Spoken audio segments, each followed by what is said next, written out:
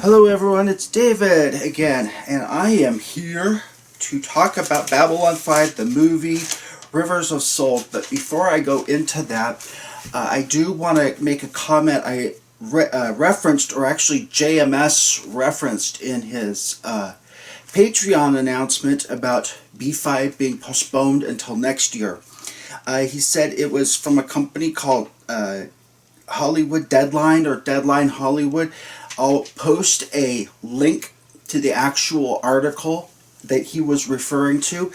The shows that ended up getting picked up were Gotham Knights, Powerpuff Girls, again, Walker Independence from Walker Texas Rangers, The Winchesters, and Zorro with a 6-script order.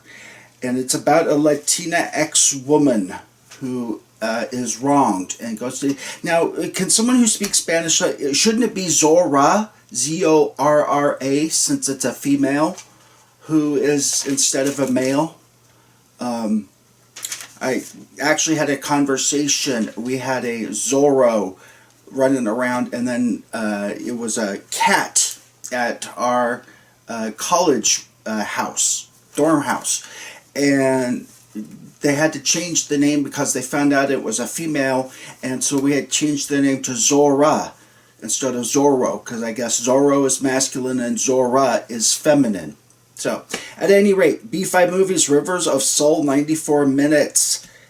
Takes place on and around 11 June 2263. We start off on an archaeology dig. There's a life and death symbol, or eternal life, that they clink in, and they come in with a huge vault of glowing orbs when some sort of antenna appears and triggers a security alarm. For those of you who have watched Babylon 5, you will remember those globes, or those glowing things, as relics from the Soul Hunters.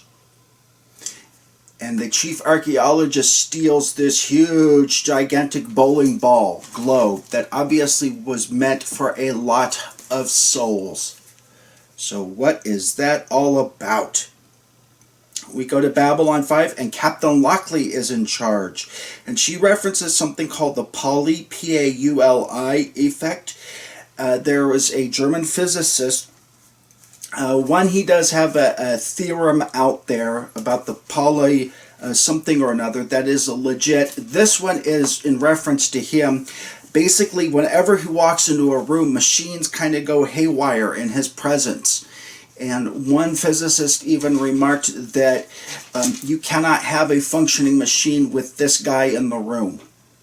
So it sounds like everybody probably did their best to keep him out of the room, and they would go in and do things for him so that he wouldn't make things blow up.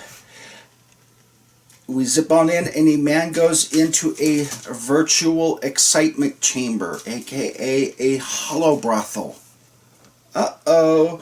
Michael Garibaldi returns to B5, and he is to meet with the archaeologist who dug up the orb, a guy named Dr. Bryson. We find out from Dr. Bryson that human life is about 110 to 115 years in the Babylon 5 universe. It's about, I think, 82 right about now. So to do that, we probably would have had to have a cure for heart disease, but not a cure for cancer yet. Otherwise, we would be immortal. At any rate, he wants the answer to eternal life. Dr. Bryson makes contact with an alien life form in the big bowling ball, and I believe that was played by Wayne Alexander, aka Lorien. The hollow brothel owner it talks about a picture. You bring a picture, and he makes a hollow babe or a hollow dude, and you go and have fun with them off in your private chamber. Does he have a right to use a photograph if it's a public figure like Captain Lockley? That's a very good one.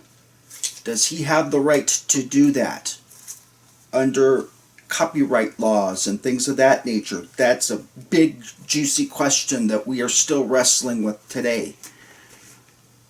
The bowling ball rolls and contacts the electric wires, and beings escape. and they show up all over Babylon 5. The attorney for the Hollow Brothel sues Captain Lockley. By the way, the attorney is played by Stuart Pankin, very famous actor. Don't most U.S. facilities have immunity by Congress? And we will find out later that Babylon 5 also has said immunity from lawsuits. A soul hunter ship comes through the jump gate. They want their bowling ball back. Michael Garibaldi, of course, recognizes the soul hunter. And who steps out but Martin Sheen, dressed as a soul hunter. He produces a small orb with the souls of Dr. Bryson's crew, because she asks, how do you know that this thing is even here? That this Dr. Bryson even brought them here? And he holds up this, and all of a sudden all of these screaming, archaeology diggers are in this orb, and you can tell they were not taken willingly. So, makes you think, don't go digging up other people's graves. They're from a planet called Ralga. Ralga was an advanced world. And we find out only 3 times in history have they done where all the soul hunters congregate and take an entire planet of souls. And they were put in whisper galleries where they could talk to other souls. And we get into a nice little discussion between Captain Lockley and the soul hunter, engaging in a debate. Is there a soul? Is there such a thing as a soul? Is there heaven or hell? Ooh, there's a big juicy one for you. Captain Lockley has an out-of-body experience when she was attacked by the souls. She basically shoved Martin Sheen out of the way, and she took a big bolt hit from one of them, and she's drawn into the orb, where they tell her that some of them have gone mad because it's been over 10,000 years. They were originally going for Martin Sheen, but Captain Lockley got in the way. They've been captive for 10,000 years, and they were drawn there, the soul hunters, because they knew these guys were going to leave their bodies, but they didn't count on the fact was they were going to leave their bodies and evolve into beings of pure light, kind of like the Vorlons. And so Martin Sheen realizes, oh crap, we've done a huge disservice. We've prevented these people from evolving into what they are supposed to be. All of a sudden, a whole fleet of soul hunter ships surround B5, and the souls that have gone mad realize now they can get their vengeance. They can finally die in peace, and they can take a whole bunch of soul hunters with them. All they have to do is blow up Babylon 5 with 250,000 humans and aliens. Soul hunters, we learn, don't get to save other soul hunters. They are denied immortality. Oh boy.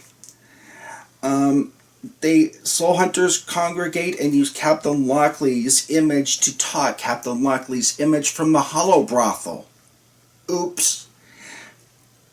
Martin Sheen makes a good comment. Faith is good, but sometimes faith is blind. The soul hunter faith believes that they cannot make mistakes, and as we all know, everybody can make mistakes.